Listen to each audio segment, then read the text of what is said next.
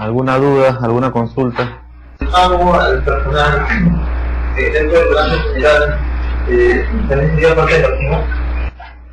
No. Lo que pasa es que vamos a ver el estado de pérdidas y ganancias, pero el pago personal entra como parte de la operación de la empresa, ¿no? Eso, ¿te acuerdas que vimos que el resultado del estado de pérdidas y ganancias entraba al balance? Ahí entra. Ahora lo vamos a ver, pero no entra propiamente no entra directamente al balance.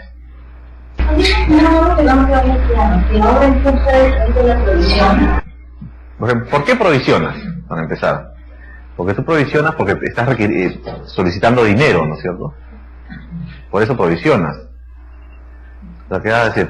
Tú dices, por ejemplo, tú tienes una obra y tú vas a solicitar dinero a la oficina municipal. Entonces tú dices, yo necesito pagar la factura 1, la 2, la 3 y además necesito una provisión porque probablemente mañana o pasado tenga que pagar esto que todavía no me ha llegado la factura. Entonces haces tu provisión. Esa es una provisión, ¿no es cierto? Solicitas dinero. En cambio, digamos, una obra en curso es otra cosa. Digamos que tú, por ejemplo, termina el año y ya quieres hacer tus estados financieros del año 2007, que ya terminó. Y estás haciendo un edificio y no lo has terminado. Entonces es una obra en curso. Tú tienes que cerrar el ejercicio fiscal, digamos, de este año. La obra está ejecutándose, no la has terminado, pero tienes que cerrar el año, entonces lo pones por obra en curso. Cuando empiece el otro año continúas. En cambio una provisión es una solicitud de dinero, nada más. ¿Es necesario identificar los activos que sean a largo plazo, a corto plazo, o los puedo juntar de acuerdo al de mayor monto a menor comisión? No, o sea, las cuentas tienen un orden. Por eso recuerda que yo les he dicho que el activo se registra de lo más líquido a lo menos líquido. Por eso la primera cuenta es caja bancos. El pasivo de lo que más te obliga a lo que menos te obliga. Por eso es que la primera cuenta es sobre giro, porque es la que mayores intereses genera. Entonces tú vas ordenando de esa forma. Y esa es la forma que hemos estado viendo, ¿no? De lo más líquido a lo menos líquido. Sí, No, sí interesa. Por eso es que el activo se divide en corriente y no corriente. En el corriente va todo lo que es el corto plazo con su propio orden. Y en el no corriente va todo lo que es el largo plazo con su propio orden. No se mezclan. Pero digamos, no estoy seguro de, por ejemplo, una maquinaria, digamos, usted dijo que es el largo plazo, ¿no? O corriente, ¿no? Pero, ¿qué pasaría si una maquinaria, por ejemplo, lo compro y en menos de un año, lo vendo, o sea, termina la obra y lo reparto la maquinaria? ¿Qué vendría a ser de corto plazo, no? O sea, no estoy seguro, ¿no? Si va a ser de... No, lo que pasa es que es un activo fijo y es un activo no corriente de largo plazo. Si la vendes, es un dinero que tú recuperas. O sea, desaparece el activo fijo y entra a caja. Pero no es porque la empieces a vender en un año, lo que es largo plazo se convierte en corto plazo. No. O sea, si tú compras un edificio, por ejemplo, lo vendas en un mes, o lo vendas después de 10 años, siempre va a ser activo fijo. Bueno, vamos a ver lo que es el activo no corriente o activo de largo plazo. Lo que vimos ayer, ¿no? Ayer vimos que la ecuación fundamental de la contabilidad era igual a activo igual pasivo más patrimonio, ¿no? Y que el activo se divide en corriente y no corriente igual que pasivo, de corto y largo plazo, y que el corto plazo era menos de un año y el largo plazo más de un año, ¿no? Y que siempre se registra dos veces, siempre. ¿Por qué? Porque es una igualdad, activo igual pasivo patrimonio, y que no necesariamente las dos veces estaban a ambos lados de igualdad, podía ser en uno solo, ¿no? Vimos un ejemplo de los tamales, recuerden, que creo que todos entendieron, ¿no? Entonces ahora estamos repasando lo que son las cuentas y su orden, ¿no? Para ya entrar, una vez que terminamos lo que es las cuentas del activo, de pasivo y patrimonio, vamos a ver lo que es el estado de pérdidas y ganancias, y después vamos a hacer unos ejemplos para que tengan el tema más claro, ¿ya? Entonces seguimos lo que es activo no corriente. El activo no corriente es el activo de largo plazo. Eso quiere decir que es mayor a un año. Y se compone principalmente de estas cuentas. Hay más, Entonces estamos presentando las principales, ¿no? ¿Sí? Cuentas por cobrar a largo plazo, inversiones, activo fijo menos la depreciación acumulada. Ahora vamos a ver cómo se deprecia el activo fijo. Activo fijo neto, que es, bueno, esta es la diferencia entre estos dos. El activo intangible, ¿no? Todo esto nos hace el total del activo no corriente y sumado al corriente nos da el total del activo. Vamos a ver las cuentas con un poco de detalle. Por ejemplo, cuentas por cobrar a largo plazo. Imagínense que ustedes van al banco, ustedes juntan un poco de plata y se van al banco y compran un departamento. Y el banco les hace un préstamo.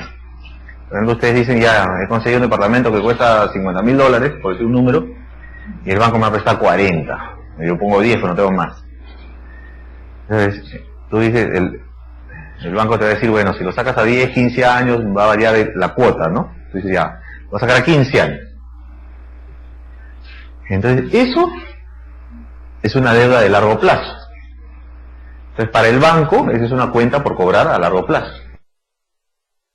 Pero como te está prestando dinero, te está cobrando intereses, ¿no? Entonces, si ustedes ven una corrida de un préstamo de un banco, se van a dar cuenta que lo primero que pagan son los intereses y al final pagan el capital.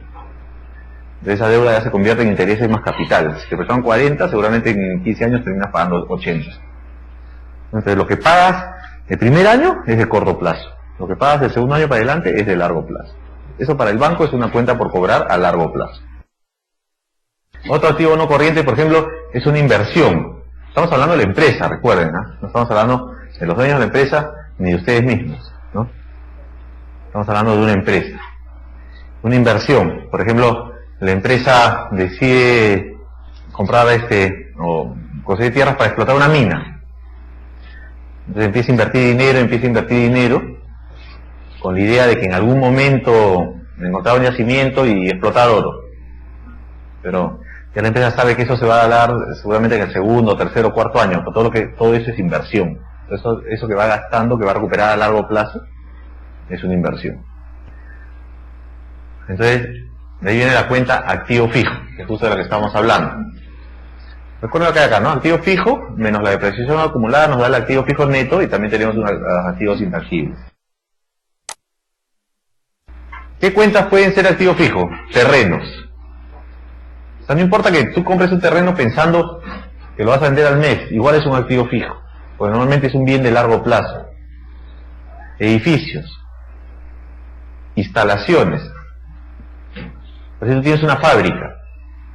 Las instalaciones de la fábrica son un activo fijo de la empresa. Maquinaria y equipo. La misma fábrica, has comprado unas maquinarias especiales para producir, con la idea pues de que usarlas durante mucho tiempo, no venderlas, ¿no? También es un activo fijo. Te compras un tractor para una empresa de construcción, también es un activo fijo, ¿no? O de equipos, por ejemplo, te puedes comprar equipos de laboratorio, también son activos fijos, ¿no? Vehículos, o sea, en general los activos fijos, como ven, son una cuenta del activo no corriente. Entonces, por lo general el activo fijo son bienes de la empresa a los cuales te pienses quedar más de un año, ¿no? Muebles y enseres, ¿no? Puede ser pues la empresa compras un piso, un edificio y entonces tienes que equiparlo para que funcione como oficina. Todo aquello que pienses que te va a durar más de un año. Te compras un plotter, por decirte, para plotear planos, ¿no? También está en maquinarias de equipo. Herramientas que te puedan durar más de un año. Obviamente no vas a hacer un pico, una lámpara, una carretilla, ¿no? Sino herramientas, digamos, que te compras, por decir, una mezcladora o una máquina para cortar fierro, que la vas a tener más tiempo, ¿no? Equipos de cómputo. Pero la suma de todo esto te da la cuenta activo fijo. La suma de todo esto. Pero cada una de estas cuentas tiene su depreciación, que lo vamos a ver ahora. Por eso es que yo les decía ayer que a veces para los ingenieros es complicado el tema de la contabilidad porque nos presentan un número. Por ejemplo, tú ves un balance y ves la cuenta activo fijo y dice activo fijo 100.000 soles. Te subes y dices, pero no sabes de dónde salió, ¿no? Entonces tienes que ir a la parte de atrás del balance, donde están las notas de balance, y ver en qué se compone el activo fijo. Te vas a dar cuenta que los 100.000 soles son porque tienes 10.000 en terrenos, 20.000 en edificios, etcétera. Y todos estos se deprecian. ¿Qué quiere decir esto? Que cada año que pasa, de acuerdo al uso que tienen, valen menos. Entonces, en el Perú se usa la depreciación lineal. ¿Qué quiere decir esto? Que todos los años, todos los bienes se deprecian el mismo porcentaje. Es decir, si un bien se va a depreciar en 5 años, 20% cada año. Si va a depreciar en 10 años, 10% cada año. Es el método de la línea recta para la depreciación, ¿no? En otros países a veces usan otro tipo de método, pero en el Perú se usa la lineal. Por ejemplo, acá otra de las cuentas del activo no corriente son los activos intangibles. ¿Qué puede ser activos intangibles? Patentes, marcas. Es una patente, o sea, yo compro una patente para fabricar de chocolates. O marcas. Yo hago mi propio chocolate y le pongo su propia marca. Franquicias. Por ejemplo, el McDonald's, ¿no? Es una franquicia. Licencias. Por ejemplo, en Estados Unidos fabrican unas sillas especiales, como estas, pero especiales, que yo le pido la licencia para poder fabricar esas sillas en el Perú. Y tú por eso pagas, eso no es gratis. Normalmente, por ejemplo, en las franquicias de McDonald's, tú vas y tú pagas. Pero ellos te dicen, ya está bien, puedes abrir un McDonald's, pero tiene que ser de esta forma. Tu gente tiene que trabajar de esta manera. O sea, te dan todo un manual para que puedas trabajar de la forma que ellos dicen. Si tú vas a respetar todo eso, te dan la franquicia, si no, no. Crédito mercantil. ¿Qué significa esto? Que, por ejemplo, es un activo intangible también. Por ejemplo, tú dices, yo tengo crédito con Unicom por $100.000. Eso es un intangible, algo que no lo puedes tocar. O sea, un intangible es algo que no puedes tocar, pero que existe. Costos de organización. Es decir, yo gasto en organizarme. Ese es un activo, porque ese es algo que me va a servir para el futuro. Costo de promoción, que es lo mismo. Yo hago un edificio y ahora voy a vender ese edificio.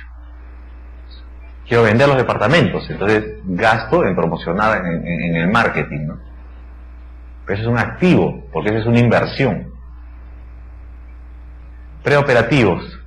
Voy a abrir una nueva empresa que ya sé que va a funcionar, que va a ser un negocio de éxito. También todo lo que me cuesta poner en operación la empresa, esos son costos preoperativos. Derechos de autor, por ejemplo, si yo escribo un libro, o por ejemplo, identifico un libro de otro país, que digo, pucha, si se vendiera este libro en el Perú sería un éxito. Entonces, tengo que llamar al propietario del libro y decirle, ¿sabes qué? Quiero publicar tu libro en el Perú. Y se me va a cobrar también. Es un derecho de autor. Es un intangible, es algo que no puedes tocar, pero que existe, ¿no? Cuando vendieron la Inca Kola, que era la bebida de sabor nacional, la bebida de bandera, digamos, de Perú, se lo compró la Coca-Cola. Entonces cuando los de la Coca-Cola fueron a visitar la fábrica de Inca Kola ya para comprarla, dijeron, pero esta fábrica no vale nada. Porque era una fábrica viejísima, con métodos antiguos, pero lo que valía era la marca, ¿no? Entonces, la marca es un intangible, ¿no? Es lo mismo, Nestlé cuando compró Donofrio, más pagó por los intangibles, ¿no? Por Sublime, Triángulo, etcétera, ¿no? Por los helados. Entonces, es algo que no puedes tocar, pero que existe. Estas son las tasas de depreciación. Por ejemplo, los edificios y plantas normalmente se deprecian 3% al año. Eso quiere decir que si les estoy diciendo que en el Perú sigue el método de la línea recta, pues va a demorar como 33 años en depreciarse a 100%. Instalaciones, 10%, digamos, las instalaciones de una fábrica. En 10 años, eso no vale. Maquinaria de equipo entre 10 y 20%, depende de la maquinaria. Vehículos, 20% al año. Por eso no sé si ustedes alguna vez han escuchado que dicen, cuando tú sacas el carro de la tienda y ya pisó la pista, cuesta 20% menos, ¿no? Es por esto, por esto. Pues en la tienda te costaba 20.000, cuando ya sale a la calle, ha rodado 1 metro, ya cuesta 16.000. Muebles y enseres, 10% al año, eso es lógico, pues eso dura. Computadoras, 20%, aunque se está pensando subir esto a 40%. Herramientas, 10%. Redes de pesca, por ejemplo, les he puesto acá, ¿no? Como ejemplo de algo que se deprecia rápido. 25%. Entonces, normalmente estas son las tasas de depreciación del activo fijo. Un terreno. Un terreno, lo que pasa es que el terreno es un caso especial porque no, en la mayoría de los casos no se deprecia, ¿no? Y a veces hasta sube, ¿no? Por ejemplo, ahora, por ejemplo, están subiendo todos, porque hay demanda de los constructores por hacer edificios. Se están subiendo por la demanda, ¿no? Por ejemplo, en Estados Unidos, bueno, ahora hay problemas, ¿no? Pero hasta el año pasado no podías, o sea, cualquier propiedad que ponías en el mercado a la venta no duraba más de 7 días. Entonces subía y subían y subían y subían, ¿no? Tú comprabas algo en $100.000 y en 3 años costaba 500.000. Pero hay un momento que eso ya se estancó, ¿no? Se ha estancado, todavía no baja, pero ya está ahí, ¿no? Ya no hay tanta demanda. En Perú, por ejemplo, ahora hay bastante demanda de lo que es, ¿no? Todas las casas las están botando para hacer edificios. Entonces, uno que quiere comprarse una casa es casi imposible. Uno que no encuentra, si dos las que se encuentran están carísimas, ¿no? Y es porque la gente se ha dado cuenta. Es como, por ejemplo, yo me acuerdo el año pasado, por ejemplo, viviendo acá, el carro que yo me compraba. Cuando fui a la tienda, acaban de llegar. Lo compré, creo que me costó $17.000. Al siguiente mes, le gustó un amigo mío, dijo, ¿me has comprado un igual? Yo fui a comprar, costaba 21. O sea, en 30 días subió $4.000 de precio, pero ¿por qué ha subido? Por demanda, porque habían llegado 80 y los vendieron en una semana. Pero sí, y así, ¿no? O sea, hay cosas que suben por la demanda. Y ese es ese es el mercado ya, ¿no? Es una realidad. Es demanda, ¿no? Por ejemplo, ese carro, si hubieran tenido los 80 y un año, seguramente ya no costaban 17, sino 14. O sea, no suben porque la producción subió, porque les cobraron más a ellos, no, sino por demanda, ¿no? Y es así, por eso es que, por ejemplo, por eso se concursan las obras, porque hay bastantes empresas interesadas en hacer la obra, entonces siempre va a haber una que te dé una mejor oferta y sea más barata, ¿no? Pues si hubiera uno solo, cobraría lo que quisiera, ¿no? Entonces ya son cosas que las manda el mercado, ¿no? Por eso es que al final de los estados financieros se hacen ajustes, ¿no? Tú puedes ajustar por inflación, ajustas por valor de mercado también, ¿no? ¿Cómo se esta estaba con la revolución? Sí, no, la CONACET. ¿Cada cuánto son fijas? No, ahora son fijas, no, las revisa cuando alguien sugiere que se revisen porque parece que están desactualizadas, ¿no? Pero por ejemplo, acá maquinaria de equipo dice entre 10 y 20%, ¿no? Pero por ejemplo, si tú consigues un contrato de movimiento de tierras con una mina, la mina te va a decir, ya, ¿sabes qué? Te voy a dar el movimiento de tierras, pero yo quiero que me pongas el 100% de las máquinas nuevas y que me las cambies cada 3 años. O sea, después de 3 años botas todas y después todas nuevas. Entonces, ahí tus máquinas en ese momento se van a ver depreciadas en el tercer año. No importa lo que diga aquí, ¿no? Pero para qué se tiene que respetar esto o no? Se debería respetar, pero si tú ves, por ejemplo, que ya tienes que deshacerte de ese bien, lo puedes depreciar todo al final, ¿no? No, lo deprecias todo, también contablemente. Sí se puede.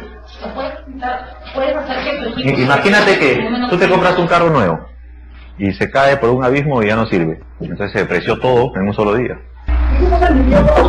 Sí, sí está permitido. Solo que, como les decía, al final, en los balances tú puedes escribir notas. ¿Por qué se depreció?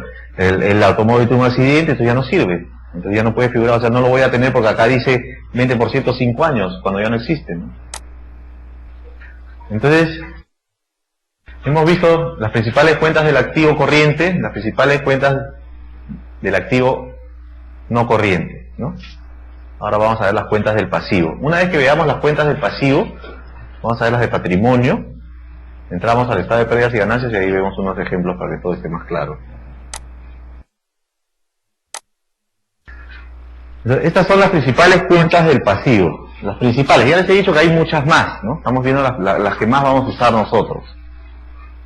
Como hemos visto, el pasivo, les he dicho, se registra de lo que más obliga a la empresa a lo que menos obliga. Y el pasivo son los bienes o derechos de los acreedores. Así como el activo son los bienes o derechos de la empresa, el pasivo son los derechos de los acreedores, ¿no? Y el patrimonio eran los derechos de los accionistas. Entonces, la que más te obliga, la que más debe preocuparte pagar primero siempre es el sobregiro bancario, porque es la que genera mayores intereses.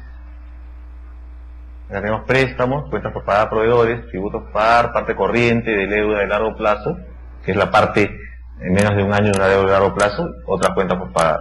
Vamos a verlo. Bueno, sobregiro bancario. Bueno, creo que todos sabemos lo que es un sobregiro bancario, ¿no? O sea, en mi chequera la manejo ya con el banco y el banco me tiene cierta confianza.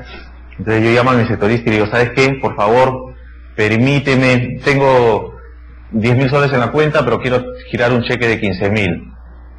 Por favor, autorízame a girar el cheque, porque yo voy a cobrar mañana. En cuanto cobre, te deposito. Entonces el sectorista te autoriza. Entonces tú giras un cheque por 15.000. Esa persona va al banco con un cheque y cobra y le pagan los 15.000.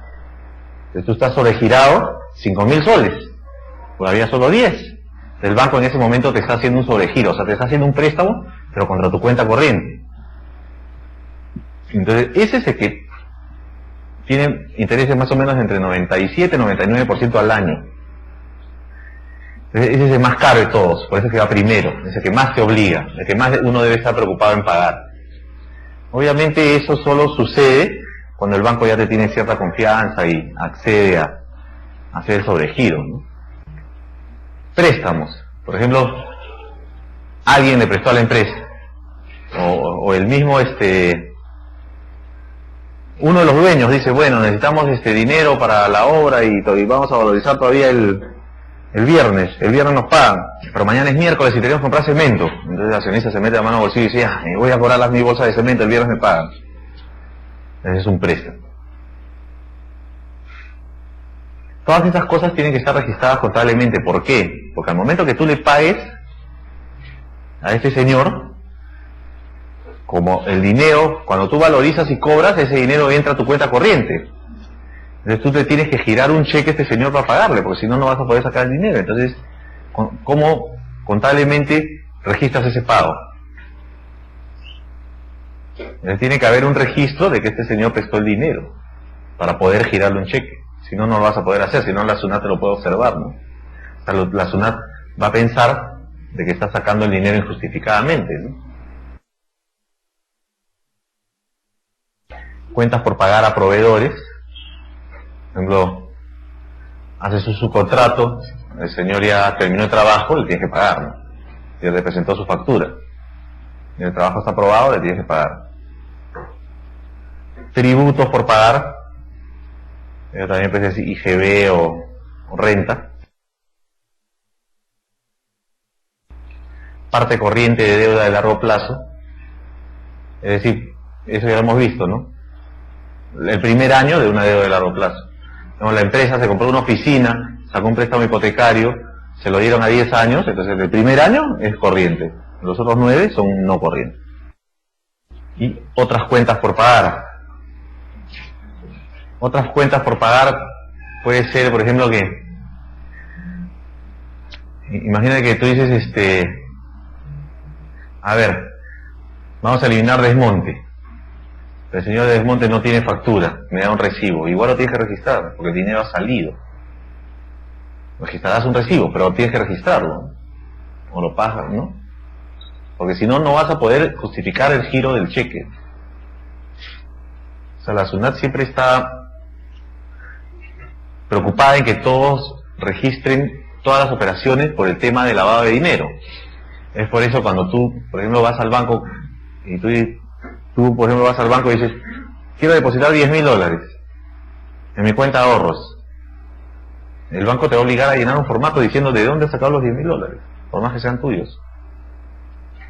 Entonces, si tú no quieres llenar el formato, le dirás, bueno, ¿sabes qué? Te voy a depositar 9.900 nomás, te guardo así.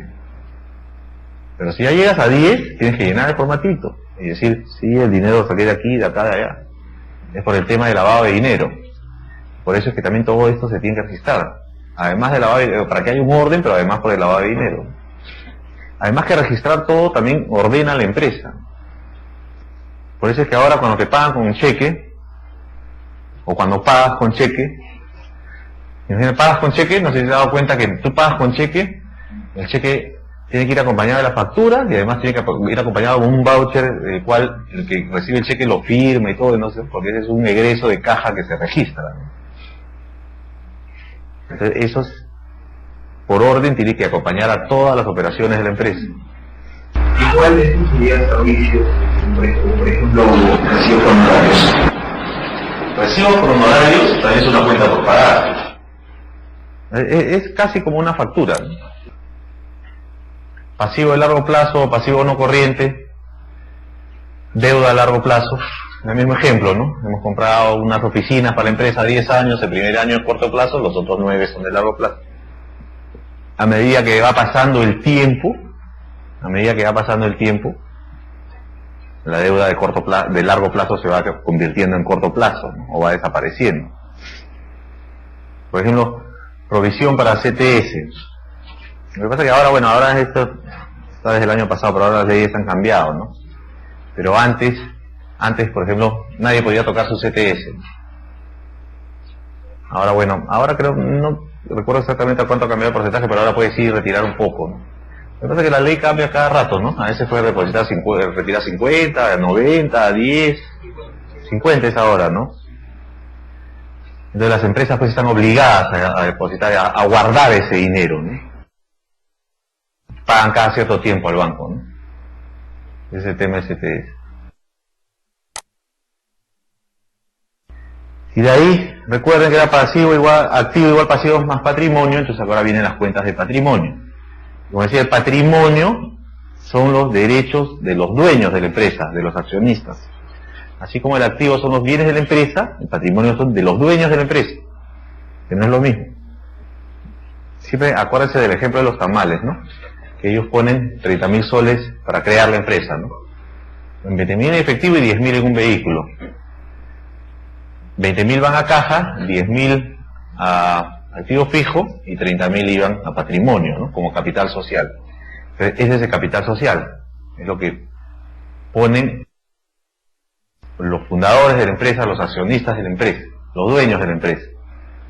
Por eso es que cuando uno, ¿se acuerdan cuando les dije ayer que cuando uno va al banco y el banco te dice, tráeme tus estados financieros, ellos abren tu balance y lo primero que miran es el capital social? Siempre dense cuenta, cuando ustedes van al banco llevando los estados financieros, el banco va a abrir, va a mirar el sectorista va a abrir y va a mirar su rapidito, recién después se pone a conversar. De lo que mira es el capital social. Entonces, y él te va a decir, si tu capital social son 1.000 soles, eso significa que ni tú mismo crees en tu propia empresa. Entonces, si tú no crees, ¿por qué te voy a prestar yo? ¿No? Aumente el capital, dame una empresa que tenga por lo menos unos 50.000, 60.000, 70.000 soles, o sea, que yo me dé cuenta de que tú mismo has tenido fe y has invertido tu propio dinero. Ese es el capital social. Ahora hay otras maneras de subir el capital social sin poner dinero, ¿no? Ahora vamos a ver también. Por ejemplo, otra cuenta es acciones laborales, ¿no? Es una cuenta de patrimonio. Acciones de la empresa. O sea, no son, por ejemplo, la empresa es una empresa que ha tenido capital social, que ha tenido accionistas, pero decide, por ejemplo, cotizar en bolsa, o sea, convertirse ya no en una sociedad anónima cerrada, sino en una sociedad anónima abierta. Entonces, vende acciones. Lo hace con el fin de captar dinero, ¿no? Entonces las personas que compran acciones tienen acciones de la empresa. Otra cuenta de patrimonio es reserva legal. ¿Qué quiere decir esto? Que del total de capital social de la empresa, mientras la empresa exista, el 20% no se puede tocar. O sea, no pueden venir un día los accionistas y decir que queremos toda nuestra plata. Si la empresa va a seguir funcionando, no puedes tocar la reserva legal. Porque por ley tiene que haber una reserva. Otras reservas. Entonces los dueños, por su cuenta, dicen, bueno, además de la reserva legal, nosotros vamos a decir que este otro 20% tampoco se puede tocar. Entonces es otra reserva que fijada por estatutos por la misma empresa. Utilidades retenidas y utilidades del ejercicio. Es decir, cuando termine el primer año de la empresa, hemos tenido utilidades. Esas son las utilidades del ejercicio. Entonces, cuando termina el segundo año, mejor dicho, cuando termine el primer año, yo con estas utilidades las puedo repartir. Cito a todos los accionistas y digo, vamos a repartir las utilidades. Entonces las utilidades se reparten entre todos.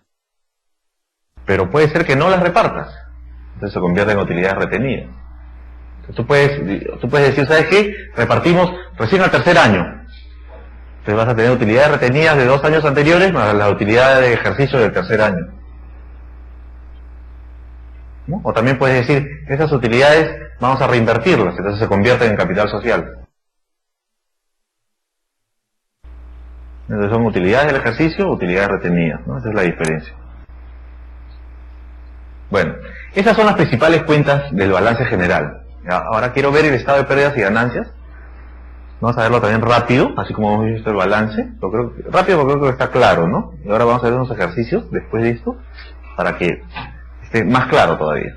El estado de pérdidas y ganancias, o estado de resultado, como dice ahí, es un estado financiero de flujo.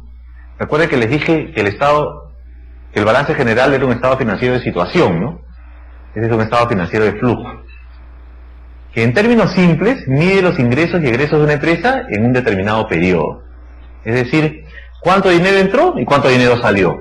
Eso es en términos sencillos, ¿no? Y es así, ahora vamos a ver. Y trata de determinar el monto en que los ingresos superan a los egresos. O sea, lo que trata de hacer el estado de pérdidas y ganancias es ver si la empresa ha habido utilidad o ha habido pérdida, ¿no? Por eso dice el monto en que los ingresos superan a los egresos. Entonces, cuando hay resultado negativo es pérdida, cuando hay resultado positivo es ingreso. Por eso es que le decía que el resultado del estado de pérdidas y ganancias entraba al balance general en la cuenta de patrimonio como utilidad. ¿Recuerdan? Y lo vimos también en el ejemplo. Por ejemplo, y el estado de pérdidas y ganancias se divide en partidas ordinarias, que como dice ahí, son los ingresos y gastos que corresponden al giro normal de operaciones del negocio, y se presenta frecuentemente a lo largo de la vida del negocio. Es decir, nuestro negocio es construir, entonces nosotros nos dedicamos a construir. Esa es nuestra operación normal, son nuestras partidas ordinarias.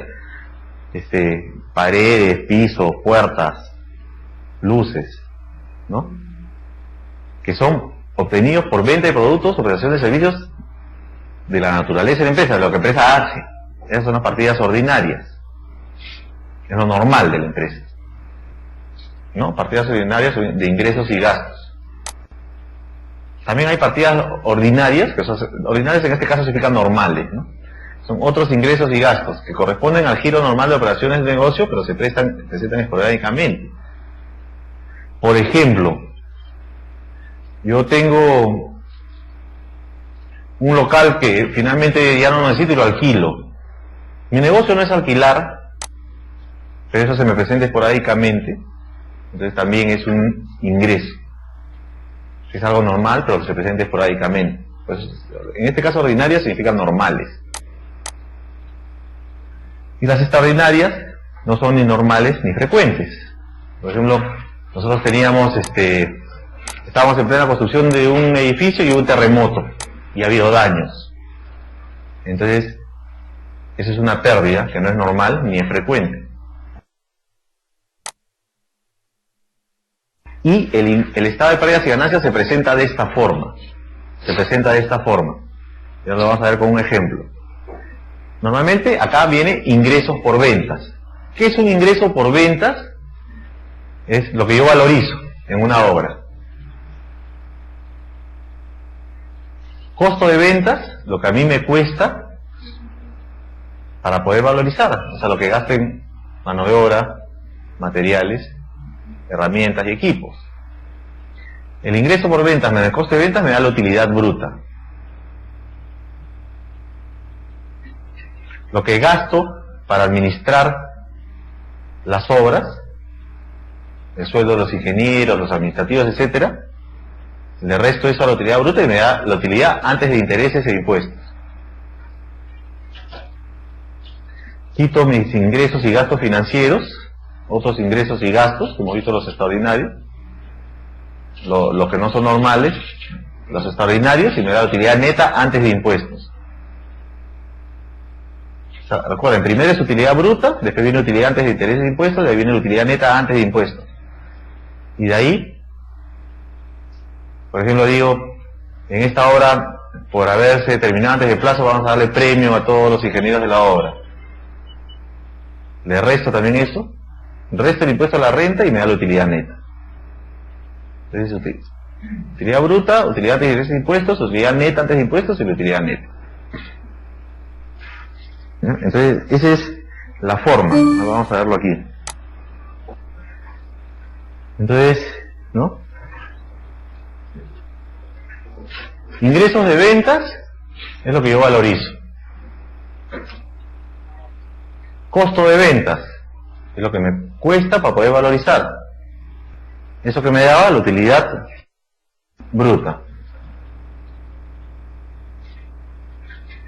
Después, todo lo que yo gasto para poder valorizar en el sueldo, no del personal obrero, sino de todos los involucrados en la obra que no sean obreros, son los gastos administrativos.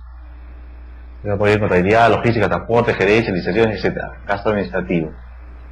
Entonces, utilidad bruta menos gastos administrativos, ¿qué era? Utilidad antes de impuestos, ¿no es cierto? No, de ahí viene los ingresos o gastos financieros, financiar el proyecto, manejar los fondos excedentes o sobregiros, o cartas fianzas, etcétera.